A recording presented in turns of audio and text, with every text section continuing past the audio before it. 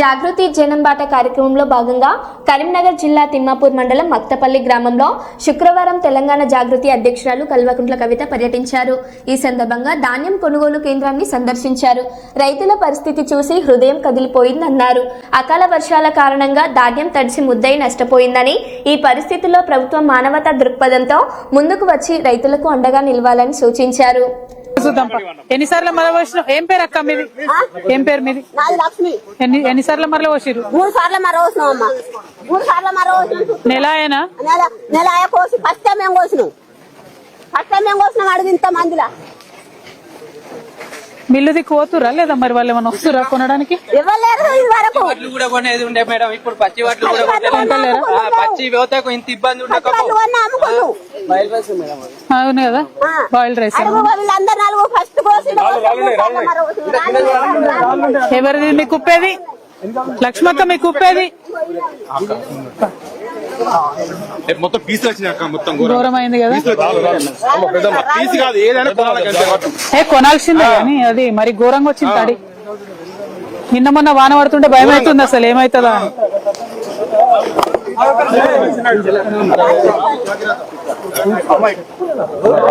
మీరందరు జరగండి, ఫార్మర్స్ ఉండని జరగండి మీరందరు. హైదరాబాద్ వాళ్ళంతా అక్కడ దా ఇక్కడ రా, మీరు చెప్తేనే తెలుస్తుంది కదా అందరు ఎక్కడెక్కడ ఉన్నారు. ఏ లక్ష్మక్క ఎక్కడ?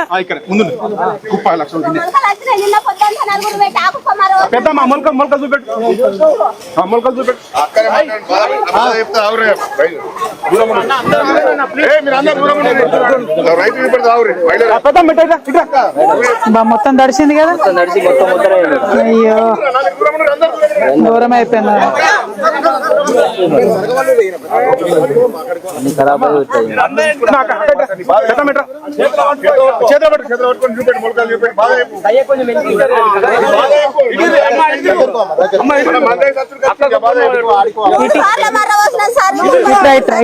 నా దగ్గర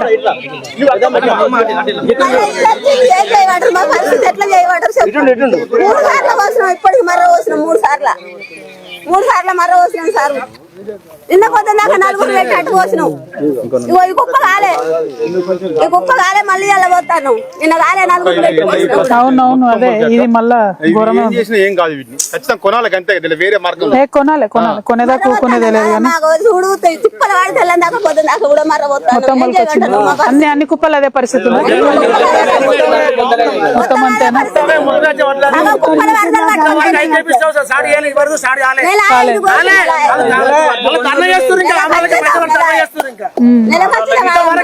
రైతు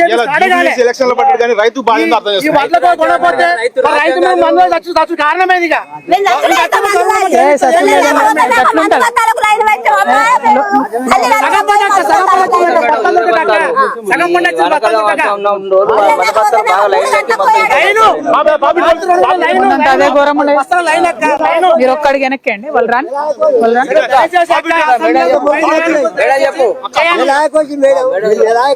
నెలాయనా మొలకత్తరికి అడ్డం పడ్డాయి. మొలకత్తు మళ్ళీ ఉంటాయి, మొలకలు ఖర్చు వాళ్ళకి నీళ్ళకి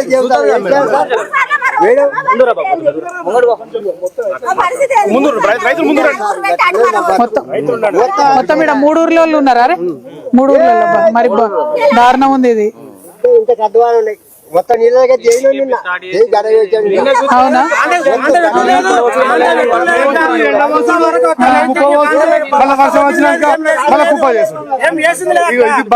పేరుకు గవర్నమెంట్ అంతే, ఏం లేదు ఇంతవరకు. ఎమ్మెల్యే ఎవరు వచ్చి పరిస్థితి లేదు ఇక్కడ. బాగానే మొత్తానికి తడిచిపోయింది కదా అంతటి తెలంగాణ. ఊరిగా బస్తాలు రాత్రి 1ంటికి పోయి ఊరిగా బస్తాలు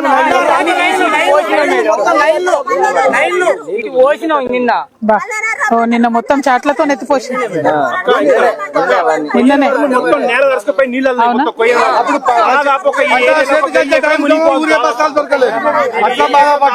మళ్ళీ ఇప్పుడు వడ్లు పండించడానికి ఇట్లా బాధపడతారు. మట్టి బుక్క కాలం వచ్చింది. తెల్లపడేసుకుని అయిపోయి తెల్లపడి ఇప్పుడు వచ్చి నేర్పని చెప్పు.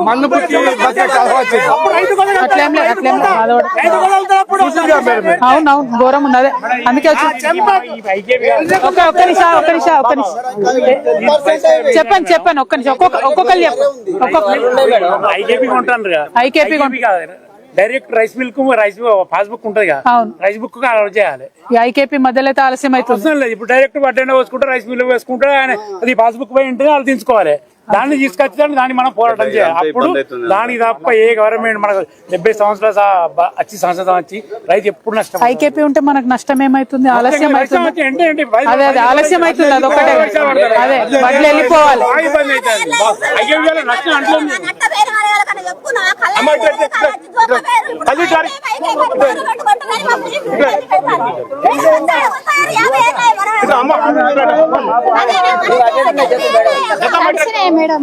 అదే బాగా తడిచినాయి. ఘోరంగా ఉన్న పరిస్థితి. మళ్ళీ అదే పరిస్థితి. అన్ని నీళ్ళు కింద ఊటలేక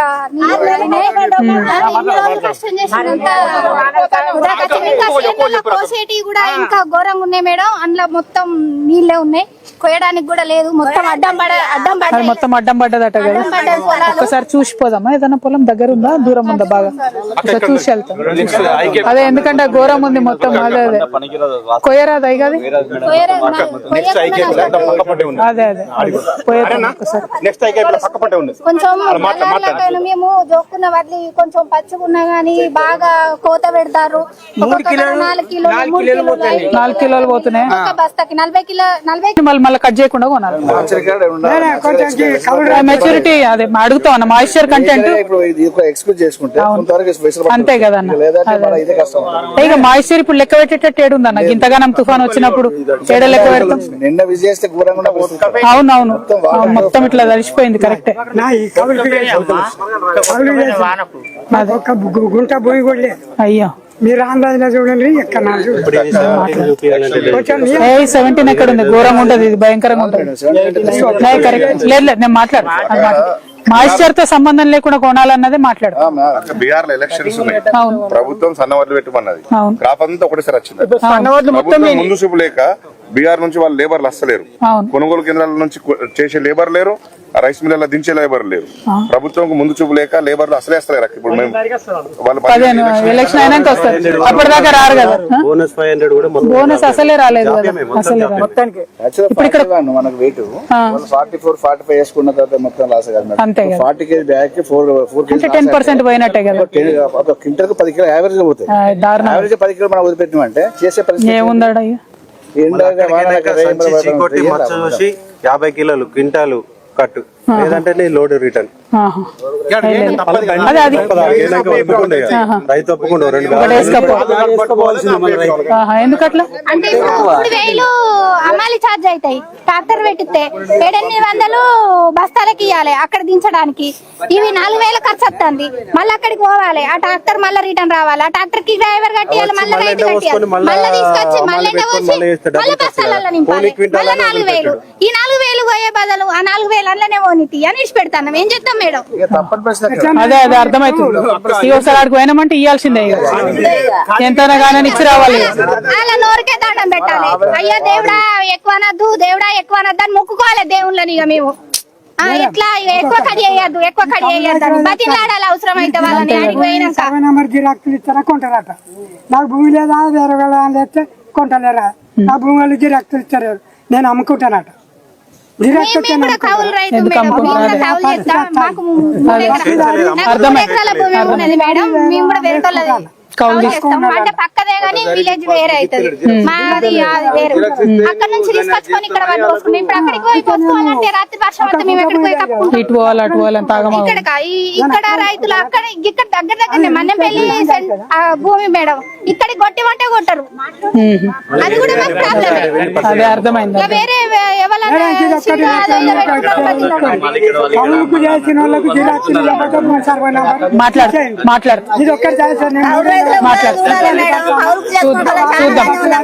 చూద్దాం. అది కూడా చెప్తాను నేను. సరే కలెక్టర్ అమ్మతో మాట్లాడినాక చెప్తా సంగతి మీకు. మాట్లాడితే ఇప్పుడు మాట్లాడుతా అంతే. ఆమెతో మాట్లాడితే సెట్. ఇంపార్టెంట్. కొమరయ్య నల్లగొండ గ్రామం. Thank you. ఏ రెవెన్యూ పరిధిలో గుడ్ మార్నింగ్ గుడ్ మార్నింగ్. ఇక్కడ ఉన్న వాళ్ళకు అదే ఇక్కడ ఇల్లు ఉంటుంది, అక్కడ బండలు ఇక్కడ తీసుకెళ్ళి ఇల్లు పోయిన అవును అవును అవును అవును. ఇక అది అంటే మరి అది ఎట్లా చెప్తామే మరి మండలి ఎక్కడ నమ్ముకోవచ్చు అని చెప్పరాదు కదా, చెప్పాలి. లేడీస్ ని రమ్మనం దమ్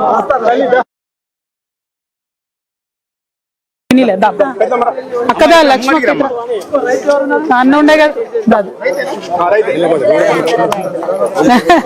అందరం రైతులు.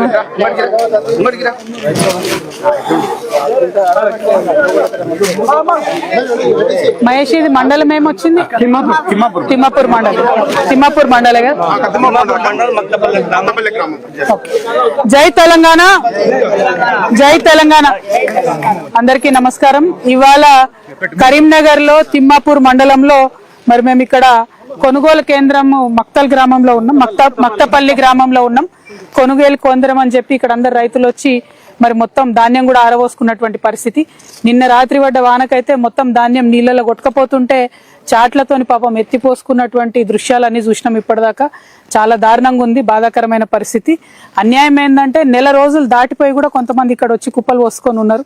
ఇంతవరకు ఐకేపీ కొనుగోలు సెంటర్ పెట్టలేదు. ఈ లోపల ప్రకృతి వైపరీత్యం, వర్షాలు బీభత్సం సృష్టించినాయి.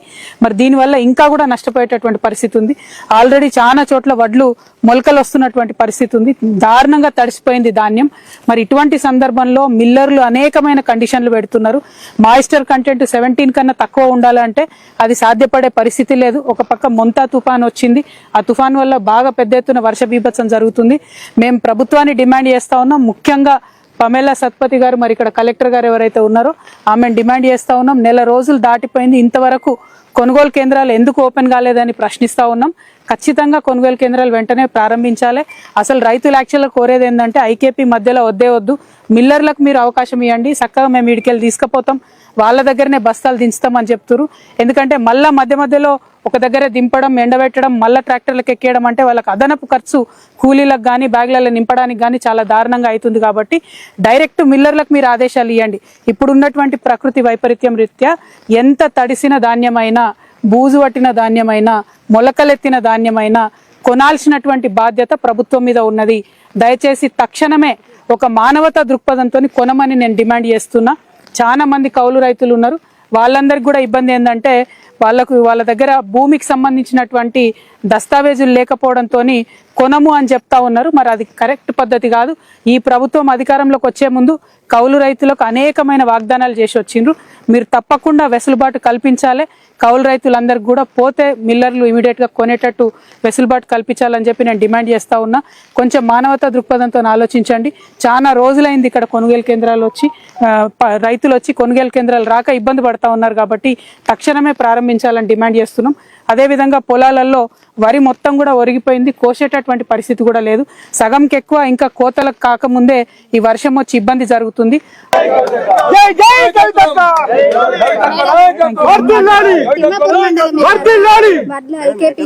మాట్లాడతా ఎక్కడ కొన్నా, మండలంలో ఎక్కడ కొన్నా కూడా తీసుకోవాలి, ఏ ఊరైనా కూడా మండలం తీసుకోవాలని మాట్లాడతా. ఆమె ఫోన్ లో మాట్లాడతా, ఫోన్ లో ఎకరాకి ఎంత ఇస్తే రైతులకు గిట్టుబాటు అవుతుంది అంటున్నారు. కొనుగోలు కేంద్రాలు కాకుండా పంట నష్టం అంటే పోయేది మరి ఏదైతుందో నిన్న ప్రభుత్వము ఈ మొంతా తుఫాన్ మీద మరి రివ్యూ చేసి 10,000 ఇస్తామంటున్నారు ఎకరానికి. ఏడుకెళ్ళి సరిపోతుంది 10,000 అంటే కొట్టకొచ్చి ఇప్పుడు కోతకొచ్చినటువంటి సమయం కాబట్టి ఖచ్చితంగా ప్రభుత్వం 50,000 మినిమం ఒక ఎకరానికి కట్టియాలి. లేకపోతే చాలా దారుణమైన అన్యాయం జరుగుతుంది. రైతులు ఇక్కడే కాదు, చుట్టూ తెలంగాణ వ్యాప్తంగా ఉన్న రైతులు కూడా ఇబ్బందులలో ఉన్నారు. కాబట్టి 10,000 అన్నటువంటి ఏ మూలకు కూడా సరిపోవన్న విషయం ప్రభుత్వం గమనించాలి. అట్ ద సేమ్ టైం పోయినసారి బోనస్ ఇస్తామన్నారు, ఇంతవరకు ఇచ్చినటువంటి పరిస్థితి లేదు. అన్ని రకాల వడ్లకు ఇస్తామన్నారు, ఇచ్చే పరిస్థితి లేదు. ఇవాళ అక్కడ బీహార్లో ఎన్నికలు జరుగుతున్నాయి, ఇక్కడ కూలీలు కూడా వచ్చే పరిస్థితి లేదు. దాంతో ఇక్కడ కూలీ రేట్లు కూడా ఎక్కువ కట్టియాల్సి వస్తుంది. అన్ని రకాలుగా రైతులకు దెబ్బ మీద దెబ్బ పడుతున్నది. కాబట్టి ప్రభుత్వం మానవతా దృక్పథంతో ఆలోచన చేయాలి. ఎక్కడెక్కడైతే వరి ఒరిగిపోయిందో అక్కడ ఎకరానికి 50,000 కట్టియాలి. ఎక్కడెక్కడైతే ధాన్యం ఆల్రెడీ కుప్పలు పోసుకొని ఉన్నారో అది తడిసినా, బూజు పట్టినా, మొలకలెత్తినా డైరెక్ట్ మిల్లర్లకు ఆదేశం ఇవ్వాలి. కొనుగోలు చేయమని చెప్పాలి. జై తెలంగాణ. కలుస్తారమ్మా మళ్ళీ? నేను పోయి వస్తా, మాట్లాడతా, కలుస్తాం. కలెక్టర్ చెప్తా కలెక్టర్కి చెప్తా. కలుస్తామా? మీ పేరు ఏంటిది? కలుస్తామా? బాయ్. థ్యాంక్ యూ అన్న.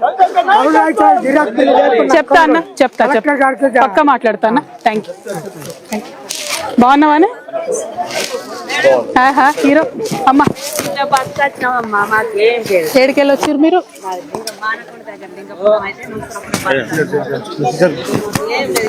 రే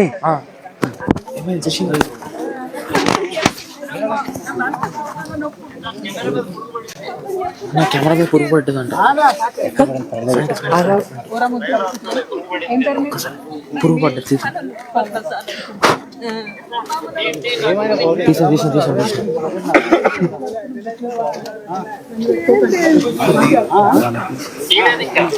తీసిన వస్తుంది.